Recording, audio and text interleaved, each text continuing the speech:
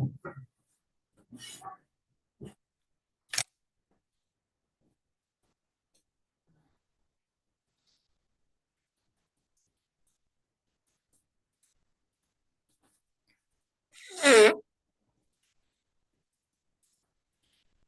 morning. In terms of what we're learning, I have a real life situation that's related to this.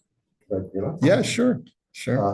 Because so years ago, before I became observant, in business, it was very difficult to collect money.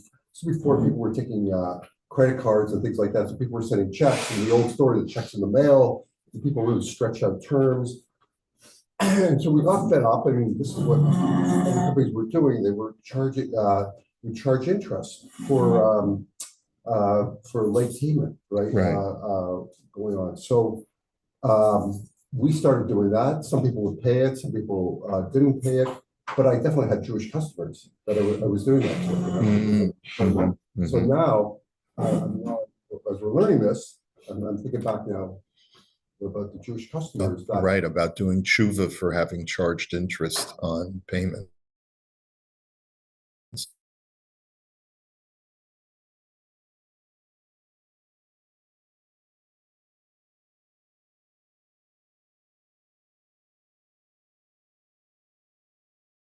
Yeah.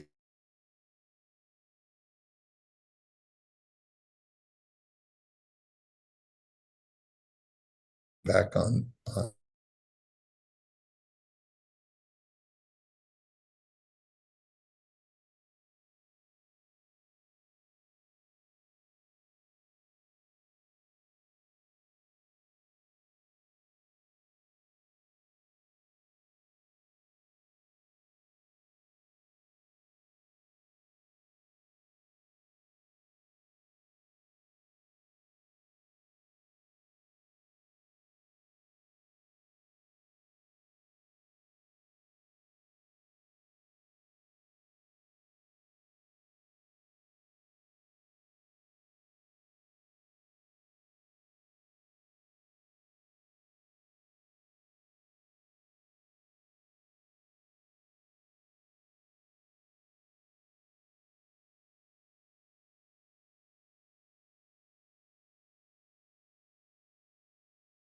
it's gonna can everybody hear me? Apparently we had an outage. It's okay now, Rabbi. Okay, and now we are back. Okay, fine.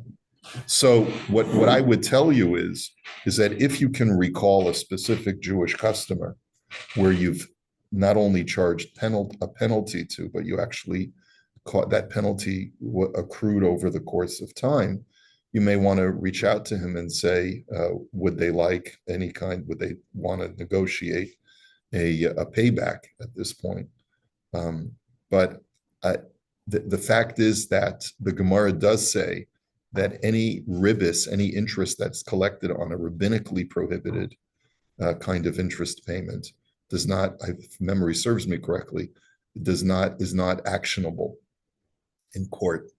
So, but I'd have to research that a little bit better to give you a definitive answer.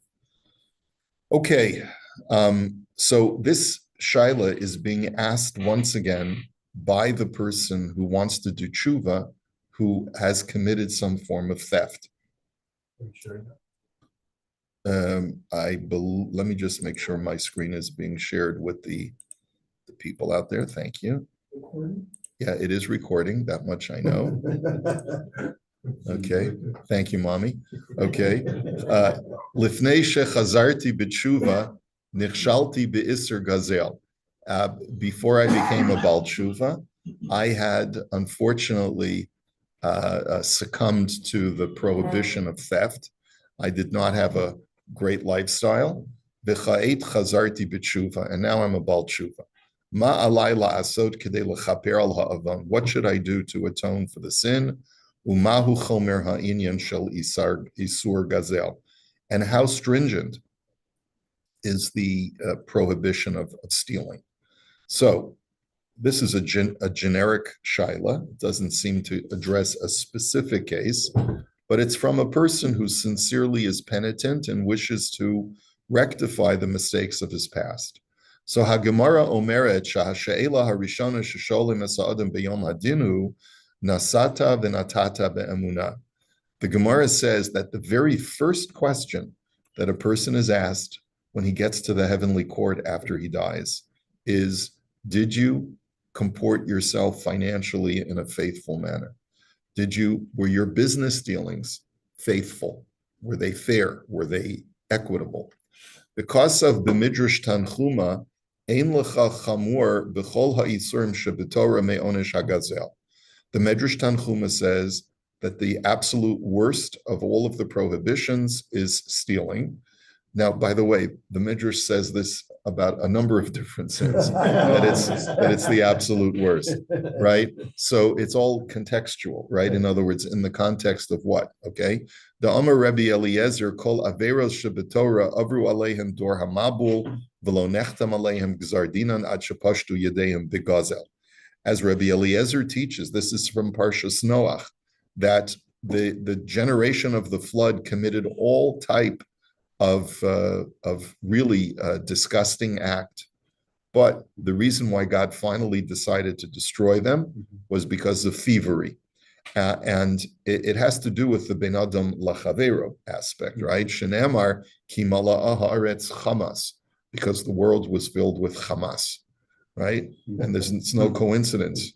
When the world is filled with Hamas, the world gets destroyed. So is there a distinction to be drawn between Zela and Geneva here, or is it the same thing? It's a good question because, but it seems that flagrant robbery is even worse than thievery by stealth, because Hamas is violent crime, violent stealing. Because of Rabbeinu Bechaya she'af al pi she'avam haratzicha chamor. But Rav Shirag is not making that distinction. But Rabbeinu Bechaya says that even though murder is far worse than robbery, avon hagazel chamor mimenu ki harotzeach nimchalo b'tshuva. He says, but in a certain respect, stealing is worse, because when a murderer gets the capital punishment and he is ultimately forgiven as long as he's penitent. Whereas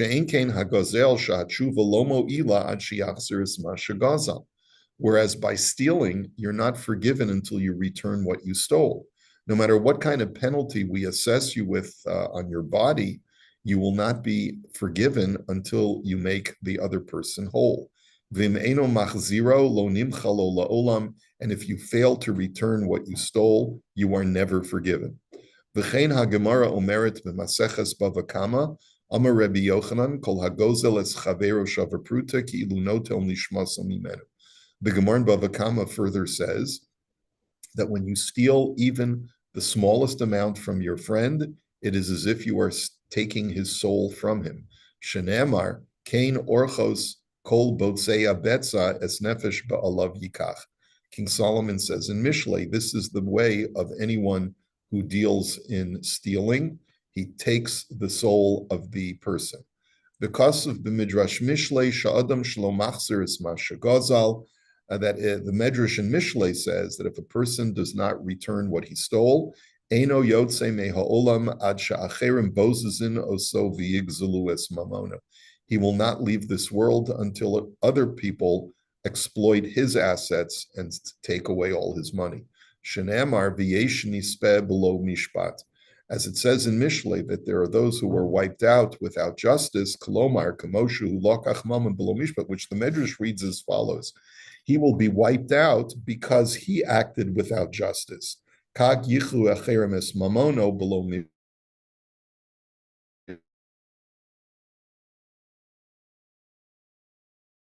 That's tit for tat.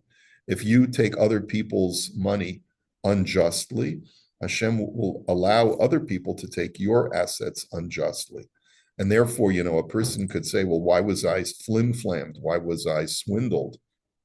And one of the things a person may want to look at is that if God makes me into a victim of someone else's swindle, maybe it's because I might have exploited someone else in the past, or maybe I have some ill-gotten gains.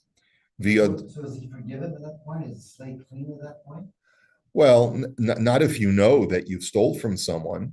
Just because someone steals from you doesn't mean that because you haven't returned someone else's money that you're in the clear. Not at all. It's more of a reminder that you should make. Yeah, that's right. It's more of a heavenly punishment for you not having done what you were supposed to do. V'yadua mashikosev harav b'nei Yisachar b'shem harebi Meriminov zatzal shedavar tamua. Oh, I think we saw this when we first learned the Imre Yaakov. Rav Stern had brought this in his Hakdama, in his introduction to Imre Yaakov. And this is something that I've quoted to other people quite a number of times. Rabbi Menachem Mendel of Riminov was one of the great Hasidic early masters. He says, "Shedavar tamua ech shaharbe pa'amim anu roim sha'adam rotze lechanech banav b'derech haTorah v'samotam b'talmud Torah v'hem lomdim u'mitpalalim karoi." He says, we see a strange phenomenon sometimes. People are very sincere in their desire of wanting to raise their children to become Torah scholars and good, frum kids. And they put them in the proper schools, and they learn and they daven in the school.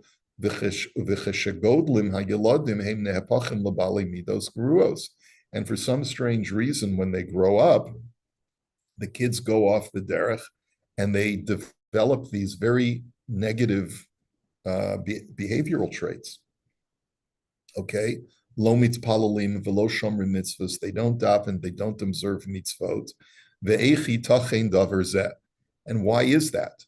So if you ask the modern experts, they'll tell you, well, it's because maybe one of the teachers turned them off, one of the teachers abused them, yelled at them, hit them, and so forth. And that was the reason why they decided to turn away from it. But Rabbi Menachem Mendel says maybe it was none of those. He says, "V'hu kasav sham shezeh kora kevin shehahorim shalahem lo kiyamu masa umatan be'emuna."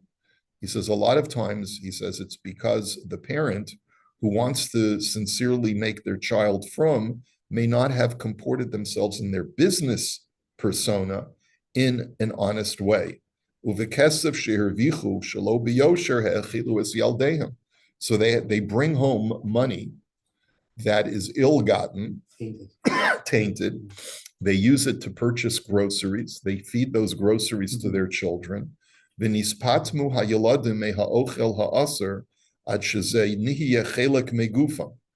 children ingest the produce from theft or from cheating or from swindling. And that becomes a part of their body. And that's what causes them to develop these negative traits, which causes them to leave Yiddishkeit. Okay. Because of effect for donations as well, if people donate this kind of money into our organization, also try to be the same.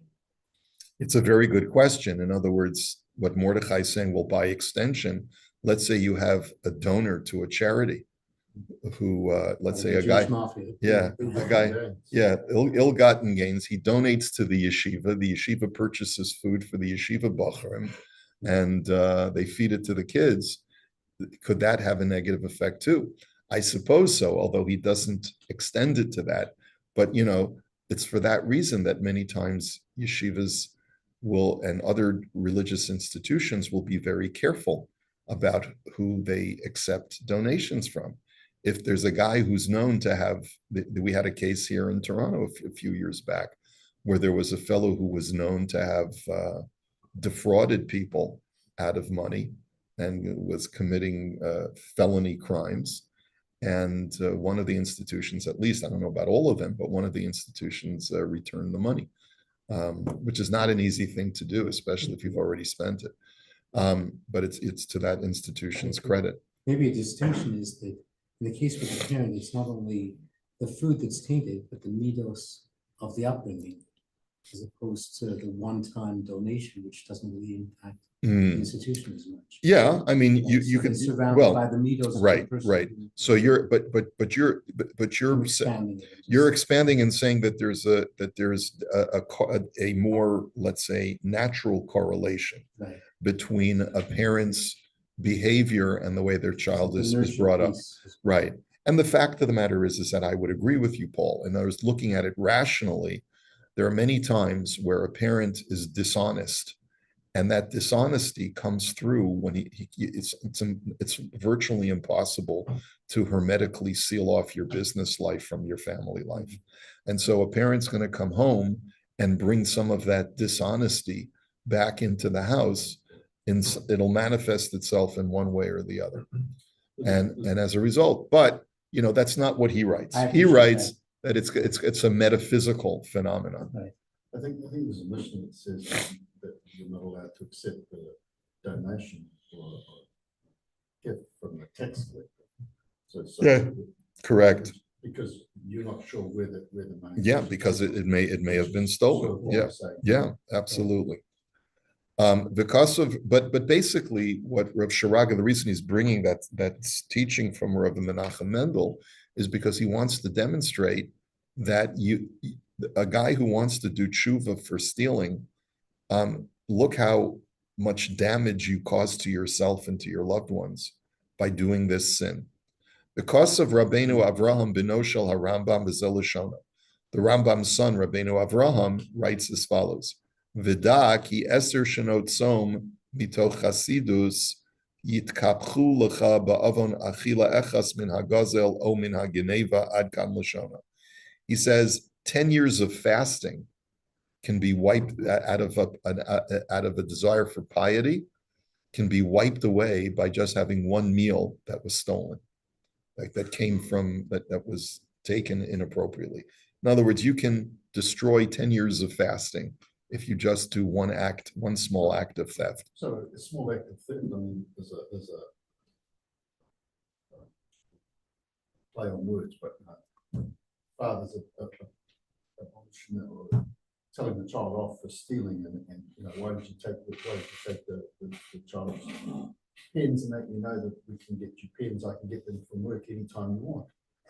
Right. I mean, like something like that is such a subtle steal, but people don't really recognize it. Correct. I mean, are we talking about something of that magnitude, or are we talking about someone who purposely steals money or goods? Either way, I mean, it's all just different levels of the same problem. A child who was raised in a home where taking other people's stuff is not absolutely forbidden, is not where there's not an absolute line drawn about honesty and about respecting other people's rights and property, that will eventually seep in to the child and cause the child to develop very poor character. V'chein tfilato lo nishmat. All I can tell you is, like, I'm thinking about certain ethnicities. Springfield, Ohio, right? And they're eating people's cats and dogs, or at least we know the ducks for sure, and the wildlife, right? So what kind of upbringing are their kids getting? Mommy and daddy are stealing ducks from the lake, even though the government says you can't do that. So the value that's being inculcated into their children is it's okay to defraud and cheat and steal from the government. Yeah, that's part of the culture. Well, that's what we're saying. Every family has its own subculture. And so the culture that we create in our family has either a very positive or negative effect upon our children, and sometimes it's a mixed bag. And a person's prayers are not accepted by God if he's a ganav. As the Medrash says, Shedarshu ala pasuk utfilati zakah, that Eov said that my prayer is pure. V'chiyesh tfila achura. He says, what does it mean to say that my prayer is pure? What is it? Is it possible to have a muddied prayer, an unclear prayer? Ela kol mi sheyadav meluchlachot begazel hu korei lahakadosh baruch hu ve'ena ona oto. But rather, says the Medrash, that if a person has dirty hands because of thievery, he has ill-gotten gains, he will call out to God and will not be attended to. Lama shetfilaso ba'avera, because he's prayed while having sin upon him. Ayin sham. V'lochein. Based on this and so many other teachings, alav lahachzir lemishu hu yodea shehu lokach mimenu. Then you should make restitution if you know of specific people from whom you've stolen. Umishu hu lo yodea yaseh bahem tzorchei rabim.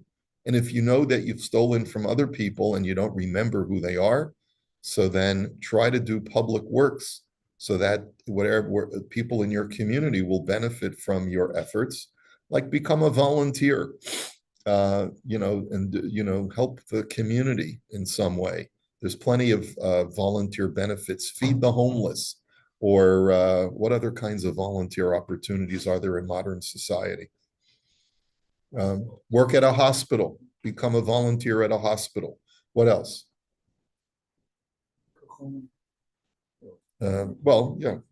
Visit the sick. Volunteer to, let's say, do some social work. I don't know, can you volunteer as a social worker? I don't think so. Help lunch, you can. What? You can do help lunch. Yeah, yeah, you can work at a helpline and train. You could always volunteer. Social worker can say, no, I've done so and so, I want to give my services for free. Right. Houses for habitat. Help build houses. There you go. Yeah. Okay.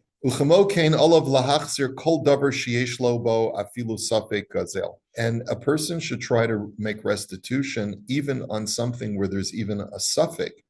There's a possibility that he may have stolen. And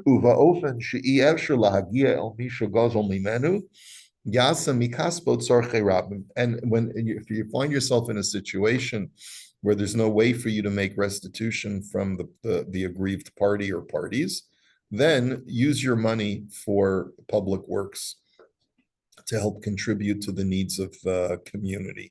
And this is a great study to have during the month of Elul, where we're trying to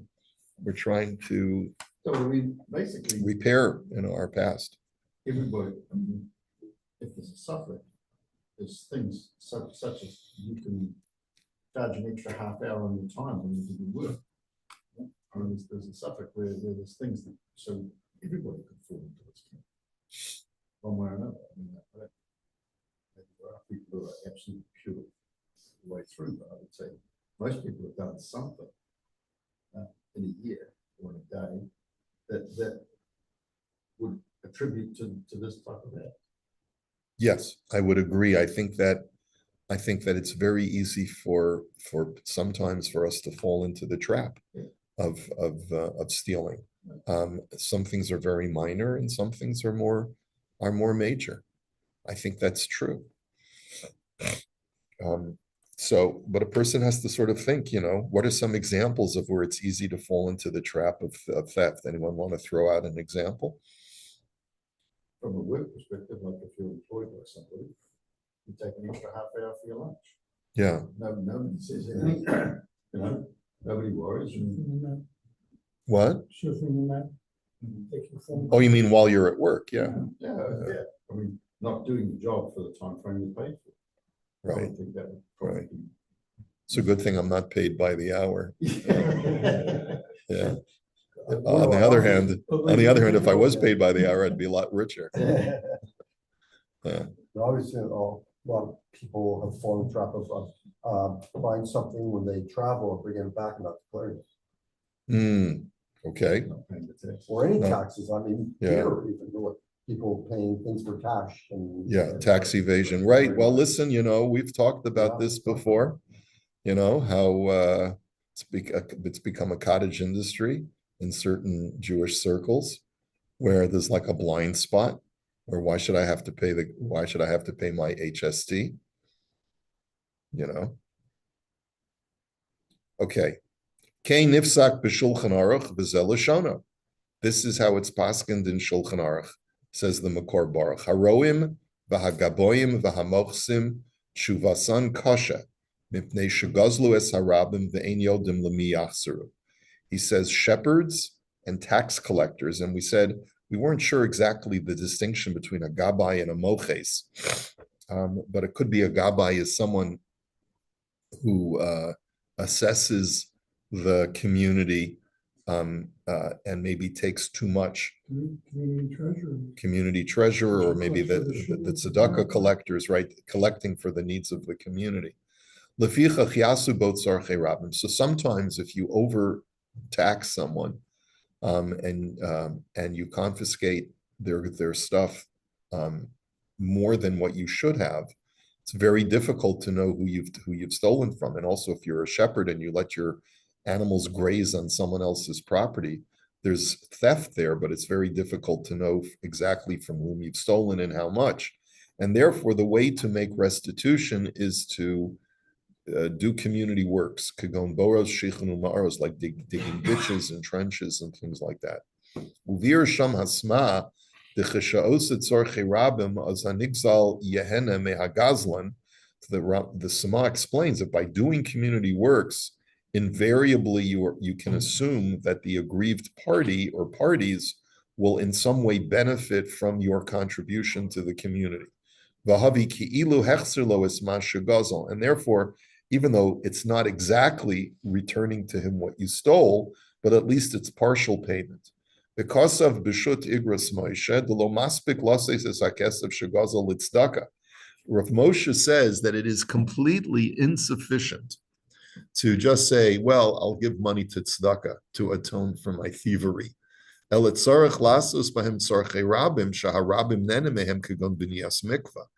But rather, you have to contribute, if you know that you've stolen from the community, from some people in the community, you have to make sure it goes to things that the community members will benefit from.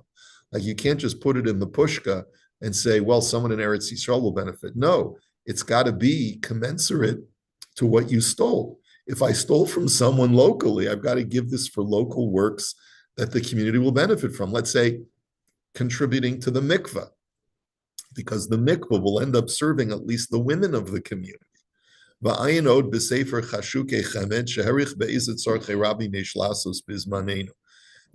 Rav Silberstein's Sefer, Chashukei Chemed, he talks about what kind of public works people can do in our times.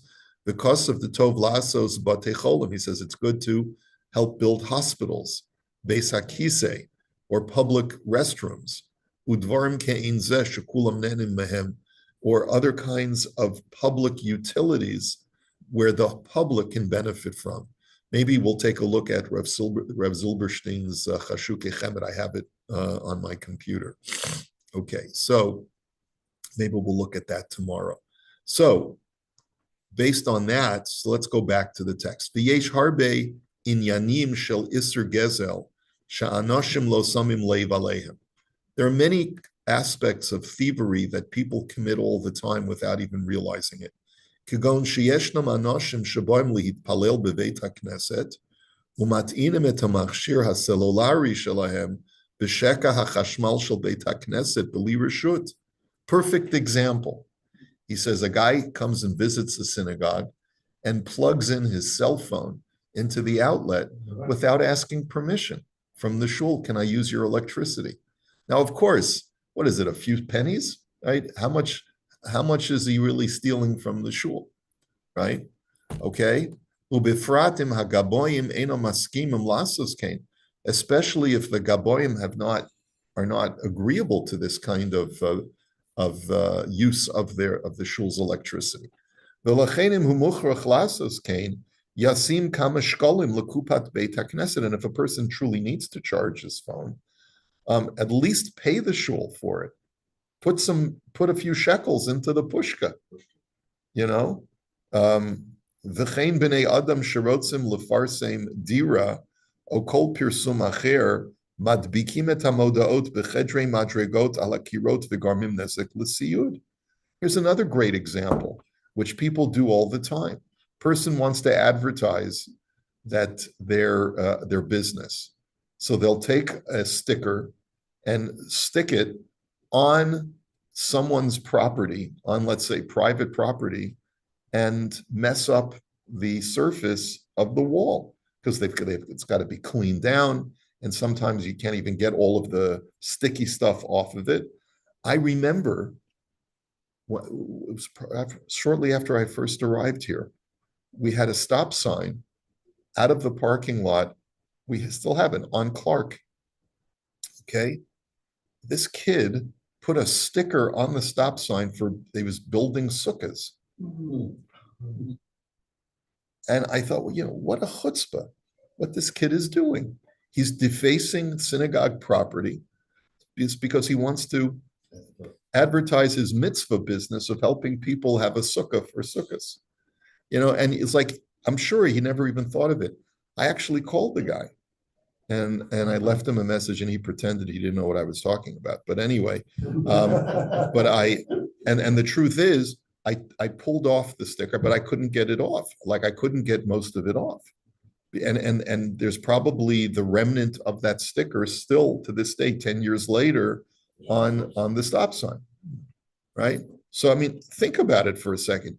People do this all the time, and they don't even think about being a problem. We'll continue this in Mirz Hashem tomorrow. Have a great day.